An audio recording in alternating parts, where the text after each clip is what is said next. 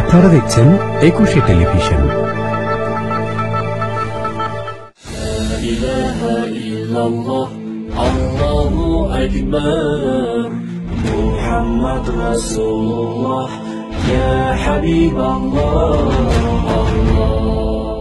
সুপ্রিয় দর্শক শ্রোতা, প্রতিদিনের মতো আজকেও যারা আমাদের অনুষ্ঠান দেখার জন্য অধীর আগ্রহে অপেক্ষা করছেন, আপনাদের সকলকে স্বাগত জানিয়ে শুরু করছি আপনাদের প্রিয় অনুষ্ঠান স্বপ্নিল নিবাস সত্যের অন্বেষা।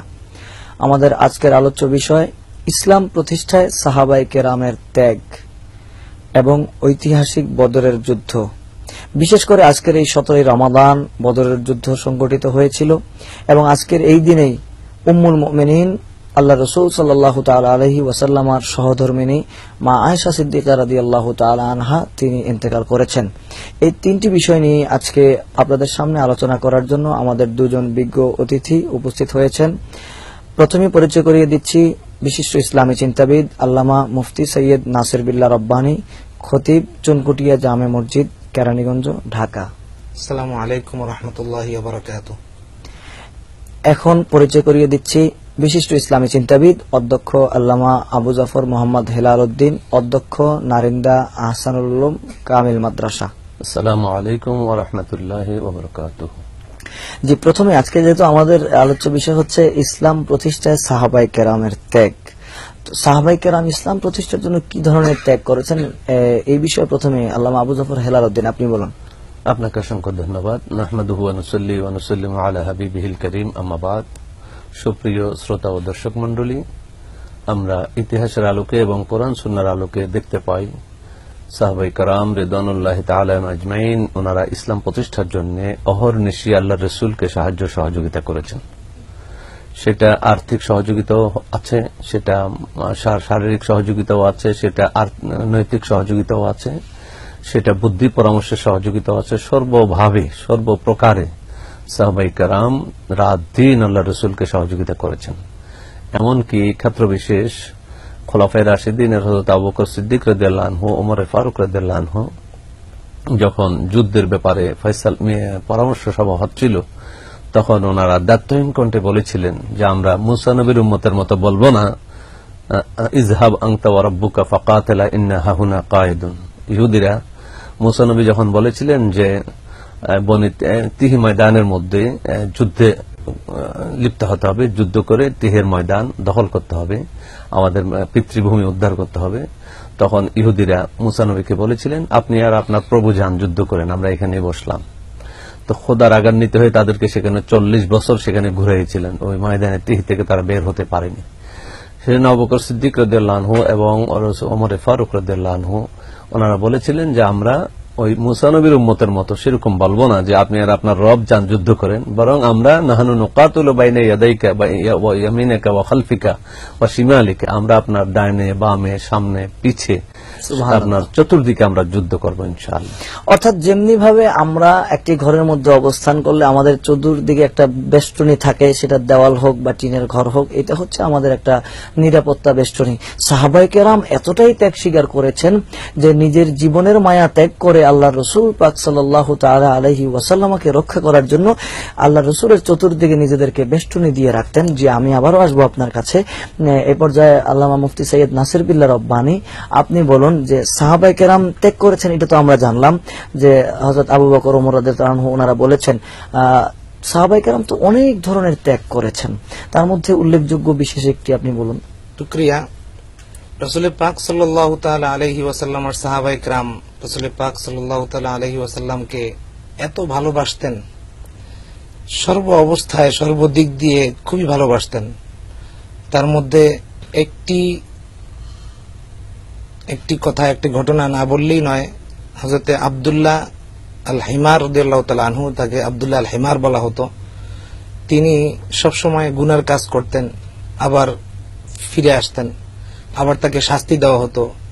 কিন্তু এই তার গুনার কারণে অন্যান্য সাহাবায়ে কেরামরা তাকে আপনার অভিশাপ দিত, কিন্তু এই ঘটনাকে তিরস্কার করত। কিন্তু তার একটা অভ্যাস ছিল যে রাসূল পাক সাল্লাল্লাহু আলাইহি ওয়াসাল্লাম যখন একটু মুখ মলিন্য দেখা যাইত, তখন তাকে একটু ফ্রেশ করার জন্য, একটু মুস্কি হাসি দেখার জন্য তিনি একটা সত্য একটা লতিফা শুনাই দিতেন। তো এই শোনানোর কারণে রাসূল পাক সাল্লাল্লাহু আলাইহি ওয়াসাল্লাম একটু মুস্কি হাসতেন, এটাই তার কাছে ভালো লাগতো। তো এই জন্য তারা সাহাবায়ে কেরামরা তাকে অভিশাপ দিতে লাগলো। তখন রাসূল পাক সাল্লাল্লাহু আলাইহি ওয়াসাল্লাম বললেন যে তোমরা কেউ তাকে অভিশাপ দিও না, ইন্নাহু ইউহিব্বুল্লাহ ওয়া রাসূলুহু, নিশ্চয়ই সে আল্লাহ এবং আল্লাহর রাসূলকে ভালোবাসে। আর এই ভালোবাসার নমুনাটাই হচ্ছে এটা, যে আল্লাহ রাসূলের মুখে একটু হাসি দেখার জন্য সে এতটুকু পর্যন্ত ত্যাগ স্বীকার করতে পারে। সুবহানাল্লাহ, যে আল্লাহ রসুলের মুখের হাসিটাই তার কাছে সবচেয়ে দামি ছিল। জি, আমি আবারও আসবো আপনার কাছে। আজকে আমাদের আরেকটি আলোচ্য বিষয় রয়েছে, যে আজকে 17ই রমাদান, এই দিনে বদরের যুদ্ধ সংগঠিত হয়েছিল। তো বদরের যুদ্ধে সাহাবায়ে কেরাম রোজা রেখে কিভাবে যুদ্ধ করলেন, কিভাবে ওনারা এত শক্তি অর্জন করলেন, সেই বিষয়ে আল্লামা আবু জাফর হেলাল উদ্দিন আপনি বলুন। আসলে সত্যি বিষয়টা বিস্ময়কর, কারণ সাহাবায়ে কেরাম রাদিয়াল্লাহু তাআলা আজমাইন তাদের সাথে আল্লাহ রাসূল পরামর্শ করেছিলেন আবু সুফিয়ানের বাণিজ্যিক কাফেলাকে বাধা দেওয়া। কারণ গোয়েন্দা সূত্রে আল্লাহ রাসূল খবর পেয়েছিলেন আবু সুফিয়ান বাণিজ্য করার জন্য সিরিয়া গমন করেছে এবং সিরিয়ার বাণিজ্যে যত লাভ হয় সব লভ্যাংশ দিয়ে অস্ত্র কিনে মদিনা থেকে মুসলমানদেরকে উৎখাত করবে। তারা মক্কা থেকে উৎখাত করে রসুলের পাককে মদিনায় হিজরত করতে বাধ্য করলেন এবং রসুলের পাক তাদের অত্যাচার নিপীড়ন সহ্য করতে না পেরে আল্লাহর অর্ডারে, আল্লাহর নির্দেশে উনি সর্বশেষ হিজরত করতে বাধ্য হলেন। কিন্তু তাদের খেয়াল, তাদের দম্ভ অহংকার যে মুহাম্মদকে মদিনা থেকেও বিতাড়িত করব। কিন্তু আমাদের যে বাংলাদেশে একটা প্রবাদ আছে, রাখে আল্লাহ মারেকে, সেটাই সত্যি পরিণত হলো। অবশেষে আল্লাহ রসুল যখন এই সংবাদ শুনলেন, সাহাবায়ে কেরামের সাথে পরামর্শ করলেন যে আবু সুফিয়ান এইভাবে যাচ্ছে, তাকে নিরিবিলি সিরিয়া থেকে মদিনা হয়ে মক্কা যেতে দেওয়া যায় কিনা। তখন সাহাবায়ে কেরাম পরামর্শ দিলেন যে না, আমাদের বিরুদ্ধে অস্ত্র কিনে ব্যবহার করবে, তাকে নিরাপদে যেতে দেওয়া উচিত নয়। সেজন্যই রসুল পাক সাল্লাল্লাহু আলাইহি ওয়াসাল্লাম 313 জন সাহাবী নিয়ে মদিনা থেকে প্রায় 80 মাইল দক্ষিণ পশ্চিমে বদর নামক প্রান্তরে গিয়ে উপনীত হলেন। সেখানে গিয়ে আল্লাহ রসুল বুঝতে পারলেন আবু সুফিয়ানও গোয়েন্দার মাধ্যমে খবর পেয়ে গেছে আল্লাহ রসুল তাকে পথে আক্রমণ করবে। তারা তো রসুল হিসেবে বিশ্বাস করত না, তারা বলতো মোহাম্মদ তাকে পথে মধ্যে আক্রমণ করবে। এটা শুনে সে ওই বদরের পথ ত্যাগ করে ভিন্ন পথে, সে অপরিচিত পথে মক্কার দিকে পার হয়ে চলে গেছে। কিন্তু আবু জেহেল যখন খবর পেল গোয়েন্দার মাধ্যমে যে আল্লাহ রসুল আবু সুফিয়ানকে আক্রমণ করছে বাণিজ্য কাফেলাকে, সেজন্য সে উত্তেজিত হয়ে মক্কায় তার বাহিনীকে প্রস্তুত করতে লাগলো। সে প্রস্তুত করতে করতে 1000 বাহিনীর তৈরি করলো, অত্যাধুনিক, সেকালের জন্য অত্যাধুনিক অস্ত্রশস্ত্রে সজ্জিত। আর মুসলমান মাত্র 313 জন। মাহে রমদানের মধ্যে তারা যুদ্ধ করার জন্য নয়, বরং বাণিজ্য কাফেলাকে বাধা দেওয়ার জন্য রসুলের পাকের সাথে বদর প্রান্তরে গমন করলেন। কিন্তু যখন দেখলো আবু সুফিয়ান পার হয়ে চলে গেল, আবার এদিক দিয়ে আবু জেহেল মক্কা থেকে বাহিনী নিয়ে মদিনার উদ্দেশ্যে, বদরের উদ্দেশ্যে সে রওনা হয়ে গেছে, তখন আল্লাহ রসুল সাহাবায়ে কেরামের সাথে আবার পরামর্শ করলেন যে আমরা তো এসেছিলাম বাণিজ্য কাফেলা বাধা দেওয়ার জন্য, কিন্তু এখন তো পরিস্থিতি ভিন্ন দিকে প্রবাহিত হয়েছে, গড়িয়েছে, এখন তো যুদ্ধ অবশ্যম্ভাবী হয়ে উঠেছে, এখন আমরা কি করতে পারি। তো সাহাবায়ে কেরামের মধ্যে কিছু দ্বিমত পরিলক্ষিত হলো। কেউ কেউ বলল না, আমরা তো যুদ্ধ করতে আসিনি, আমাদের পর্যাপ্ত অস্ত্রশস্ত্র নেই। আবার কেউ বলল না, আমরা আল্লাহ রসুল যা পরামর্শ দেয় তাই করব। এরকম দ্বিমত যখন হলো, তখন সিদ্দিক আকবর রাদিয়াল্লাহু আনহু, হযরত ওমর ফারুক রাদিয়াল্লাহু আনহু ইনারা ওই উক্তিটা করলেন, নাহনু নুকাতিলু বাইনা ইয়ামিনিকা ওয়া শিমালিকা ওয়া আইদিকা ওয়া খালফাকা। এইভাবে ওনারা উচ্চারণ করলেন যে আমরা আপনার ডাইনে বামে সামনে পিছিয়ে যুদ্ধ করবো, আপনি যেভাবে বলেন সেভাবে আমরা রাজি। ওনারা এই দায়িত্বহীন ঘোষণা যখন দিলেন, সকল সাহাবায়ে কেরাম একমত হয়ে গেলেন যে ওনারা যুদ্ধ কাফেলার মোকাবেলা করবেন। আসলে দৈহিক শক্তি দিয়ে বদরের যুদ্ধ বিজয় সম্ভব ছিল না। মুসলমানরা ছিলেন উপোস, রোজাদার, কিন্তু এখানে সর্বসাকুল্যে আল্লাহর রহমত হইল সবচেয়ে বড় কথা। কোরআনে পাকের মধ্যে কোন জায়গায় বলছে আল্লাহ রাব্বুল আলামিন 1000 ফেরেশতা নাজিল করে সাহায্য করেছেন, আরেক বর্ণনায় পাওয়া যায় 5000 ফেরেশতা নাজিল করে সাহায্য করেছেন, এবং আল্লাহ রসুল এটা দোয়া করেছেন বিজয়ের জন্য। এবং আল্লাহ রসুল আগের দিন, উহুদের যুদ্ধের আগের দিনই আল্লাহ রসুল আল্লাহর দেয়া সে অনেক অসংখ্য গায়বী এলেমের মধ্যে এটাও একটা গায়বী এলেম, আল্লাহ রসুলের জ্ঞান, গুপ্ত ধনভাণ্ডার। আগের দিন আল্লাহ রসুল সাহাবায়ে কেরামকে দেখাই দিলেন যে অমুক কাফের এই জায়গায় শহীদ মরবে, অমুক কাফের ওই জায়গায় মরবে, অমুক অর্থাৎ কাফের এই এখানে জায়গায় আবু মরবে। লাহাব, এখানে অথবা এখানে সাইবা, এখানে আবু আগামীকালকে জেহেল এখানে মারা এখানে যাবে, মরবে, এটা আল্লাহ রাসূল অ্যাডভান্স নির্দিষ্ট করে আগের দিন বলে দিলেন এবং আল্লাহ রসুল দোয়া করলেন। এবং দোয়া করতে এক পর্যায়ে আল্লাহ রসুল হাত তুলে বললেন, হে আল্লাহ, আপনি যদি চান এই পৃথিবীতে আপনার ইবাদত করা না হোক, তাইলে আমাদেরকে বিজয় করার দরকার নাই। এই জাতীয় দোয়া করতে লাগছিলেন। হযরত ওমর ফারুক রাদিয়াল্লাহু আনহুর সাথে সাথে রাসূলের পাকের হাত মোবারক ধরে, হুজুর হয়েছে হয়েছে, আর বলা লাগবে না, আলহামদুলিল্লাহ হয়েছে, আদবের সাথে অত্যন্ত তাজিমের সাথে, যে এখন আল্লাহ রসুলের দোয়া কবুল হয়েছে। ওনার এই প্রত্যাশা, এই আশা ভরসা, এই কনফিডেন্সের কারণে বললেন, ইয়া রাসূলুল্লাহ যথেষ্ট হয়েছে। এবং আল্লাহ রসুল এটাও বলেছেন যে আল্লাহ রাব্বুল আলামিন কোরআনে পাকের মধ্যে ঘোষণা করেছেন যে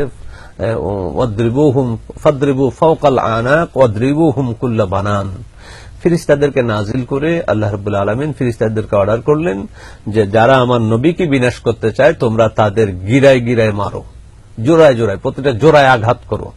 কারণ আল্লাহ রাব্বুল আলামিন জানেন মানুষের জোড়ায়, কোন জোড়ায় যখন, অর্থাৎ আপনার কথা থেকে আমরা এটাই বুঝতে পারলাম, যদিও আল্লাহ রসুলের সাহাবায়ে কেরামের সংখ্যা অর্থাৎ যুদ্ধের সৈনিক ছিলেন মাত্র 313 জন, কিন্তু পক্ষান্তরে আল্লাহ রাব্বুল আলামিন কুদরতি ফেরেশতার মাধ্যমে এই যুদ্ধের বিজয় দান করেছেন। জি, আমি আবারও আসবো আপনাদের কাছে, একটি বিরতি নিতে হচ্ছে। দর্শক, আমরা ছোট্ট একটি বিরতি নিচ্ছি, ফিরে আসা পর্যন্ত আমাদের সাথেই থাকুন। বাচ্চা এবং খাবার কোন কোম্পানি?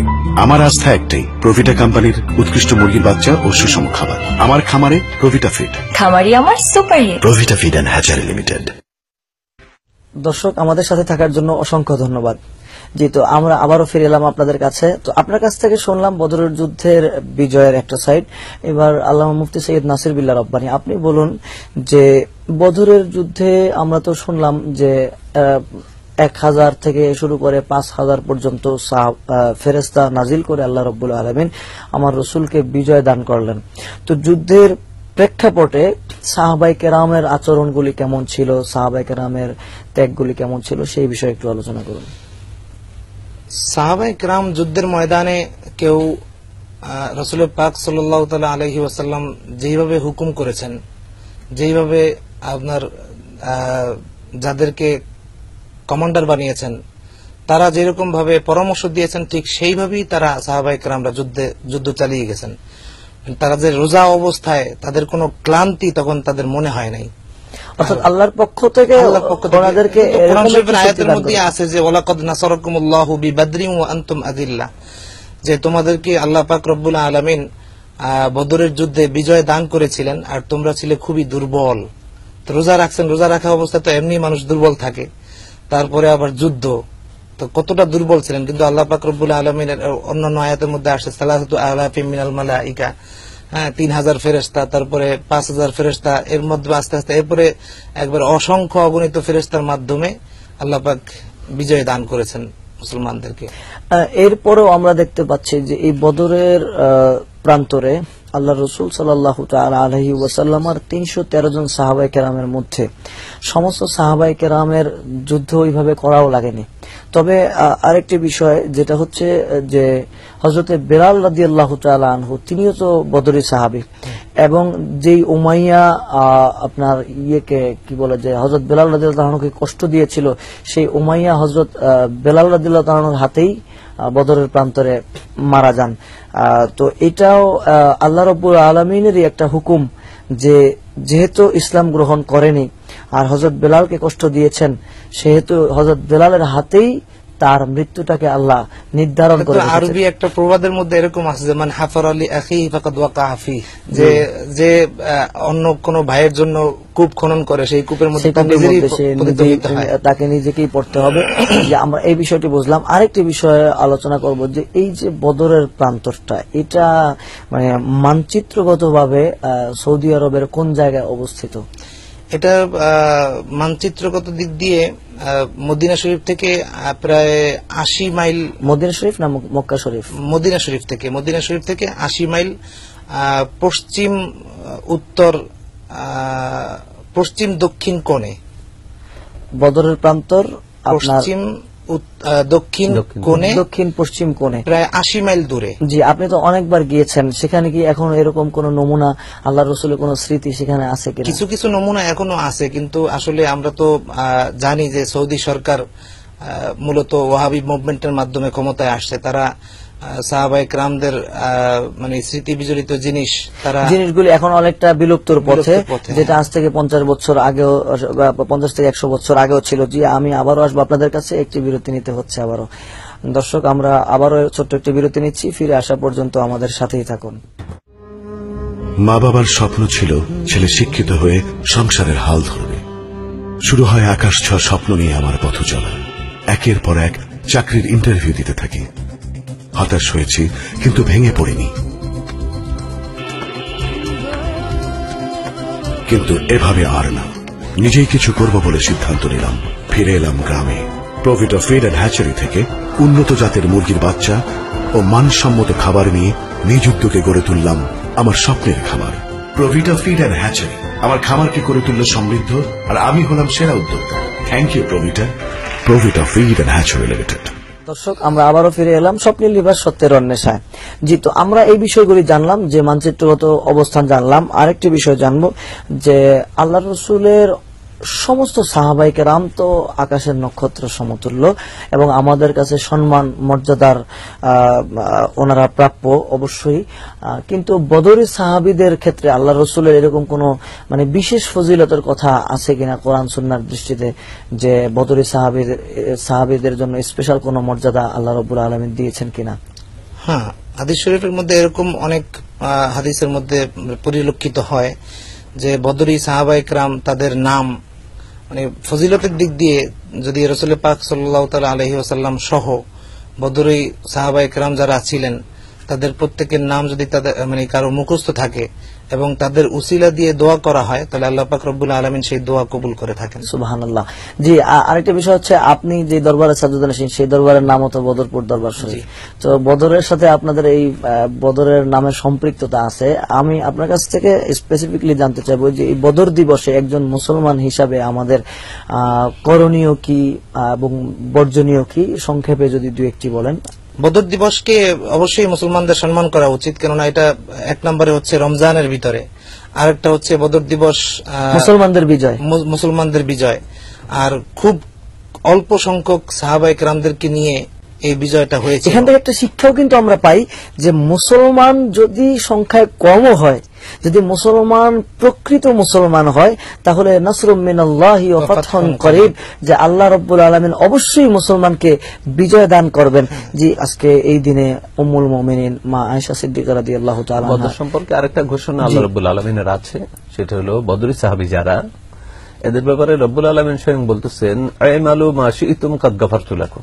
জি, এই বদরের সাহাবীরা তোমরা যা মনে চাই করো, আমি তোমাদেরকে ক্ষমা করে দিচ্ছি। সুবহানাল্লাহ। অর্থাৎ তাদের আত্মত্যাগে ইমানি বলিয়ানে বলিষ্ঠ হওয়ার কারণে, সচ্চা ইমানদার হওয়ার কারণে রব্বুল আলামিন তাদের প্রতি এত বেশি খুশি হয়েছেন, তাদেরকে অভয় দিয়েছেন, স্বাধীনতা দিয়েছেন। আ'মালু মা শি'তুম কাদ গাফারতু লাকুম। সুবহানাল্লাহ। অর্থাৎ বদরের সাহাবীদের উপরে আল্লাহ বিশেষভাবে খুশি ছিলেন। জি, আজকে আমাদের আরেকটা বিষয় রয়েছে, এই দিনে উম্মুল মুমিনিন মা আয়েশা সিদ্দিকা রাদিয়াল্লাহু তাআলা আনহা, তিনি এই ধরাধাম থেকে ইন্তেকাল করেছেন। তো মা আয়েশা সিদ্দিকা রাদিয়াল্লাহু তাআলা আনহার বিশেষ বিশেষ দুই একটি ফজিলত আপনাদের দুজনের মুখ থেকে শুনেই আমরা অনুষ্ঠান শেষ করব ইনশাআল্লাহ। তো মা আয়েশা সিদ্দিকা রাদিয়াল্লাহু আনহা ইনি হযরত আবু বকর সিদ্দিক রাদিয়াল্লাহু আনহুর কন্যা, কিন্তু যে সময়ে সিদ্দিক আকবর রাদিয়াল্লাহু আনহু এই কন্যাকে রাসূল পাকের কাছে বিয়ে দিয়েছেন, এটা জাগতিক স্বাভাবিক কোন রীতি এটা মানে বলে আমাদের মনে হয় না। আল্লাহ রাসূল পাকের হায়াত তখন 51 বছর, আর মা আয়েশা সিদ্দিকার বয়স রাদিয়াল্লাহু আনহার বয়স 6 বছর মাত্র। আসলে এখানে জৈবিক কোন চাহিদা বা তাড়না ছিল না, এটা ছিল ঈমানি তাড়না, যে আল্লাহ রসুলের সাথে আমি সম্মান, ভালোবাসা, শ্রদ্ধা, এটার মধ্যে ভালোবাসার সর্বোচ্চ পরাকাষ্ঠা যাকে বলে। জগতের ইতিহাস বলবে না যে কোন মানুষ তার 6 বছরের মেয়েকে 51 বছরের লোকের কাছে বিয়ে দিয়েছে, ইতিহাস সাক্ষ্য দেয় না, কিন্তু একটি মাত্র নজির সিদ্দিক আকবর রাদিয়াল্লাহু আনহু প্রতিষ্ঠা করলেন। অর্থাৎ আপনার কথা থেকে এটাই বুঝতে পারলাম যে আবু বকর রাদিয়াল্লাহু আনহু এতটাই রাসূল প্রেমিক ছিলেন যে বয়সের তারতম্য তিনি করেননি, এবং মা আয়েশা সিদ্দিকা রাদিয়াল্লাহু তাআলা আনহাও সেখানে কোনো আপত্তি করেননি, সেখানে সম্মতি হয়ে তিনি আল্লাহ রাসূলের চরণে নিজের জীবনকে উৎসর্গ করেছেন। জি, আপনার থেকে শুনলাম, আপনাকে ধন্যবাদ। এবার ছোট্ট একটি হাদিস শরীফ থেকে আপনি বলুন, মা আয়েশা সিদ্দিকা রাদিয়াল্লাহু তাআলার বিশেষ একটি ফজিলত আপনার থেকে শুনি আমরা অনুষ্ঠান শেষ করব। বিশেষ একটি বৈশিষ্ট্য রাসূল পাক সাল্লাল্লাহু তাআলা আলাইহি ওয়াসাল্লামের তরফ থেকে সবসময় তিনি ভালোবাসা কামনা করতেন। সবসময় রাসূল পাক সাল্লাল্লাহু আলাইহি সাল্লাম কিভাবে খুশি থাকবেন ঠিক ওইভাবে তিনি অর্থাৎ চলার আল্লাহ চেষ্টা রসুলের প্রতি নিজের জীবনকে উৎসর্গ করেছেন তো করেছেনই, এরপর আল্লাহ রসুলের ভালোবাসাও সবসময় তিনি কামনা করতেন, কারণ তিনি জানতেন যে আল্লাহ রসুলের ভালোবাসা পেলে নিশ্চিন্তে ওনার দুনিয়া ও আখিরাতে কোনো ভয় নাই। আর পাশাপাশি মা আয়েশা সিদ্দিকা রাদিয়াল্লাহু তাআলার একটা বিশেষ ফজিলত যেটা হচ্ছে, বিশেষ বৈশিষ্ট্য যেটা হচ্ছে যে মহিলাদের মধ্যে ওনার মতো এত হাদিস আর কেউ বর্ণনা করেনি। যে আপনাদের উভয়কে আমাদের আজকের অনুষ্ঠানে সময় দেওয়ার জন্য অসংখ্য ধন্যবাদ। দর্শক, আমাদের সঙ্গে থাকার জন্য আপনাদেরকে অসংখ্য ধন্যবাদ জানিয়ে আগামীকালকে একই সময় আমাদের অনুষ্ঠান দেখার আমন্ত্রণ জানিয়ে আজকের জন্য বিদায় নিচ্ছি। আসসালামু আলাইকুম ওয়া রাহমাতুল্লাহি ওয়া বারাকাতুহু।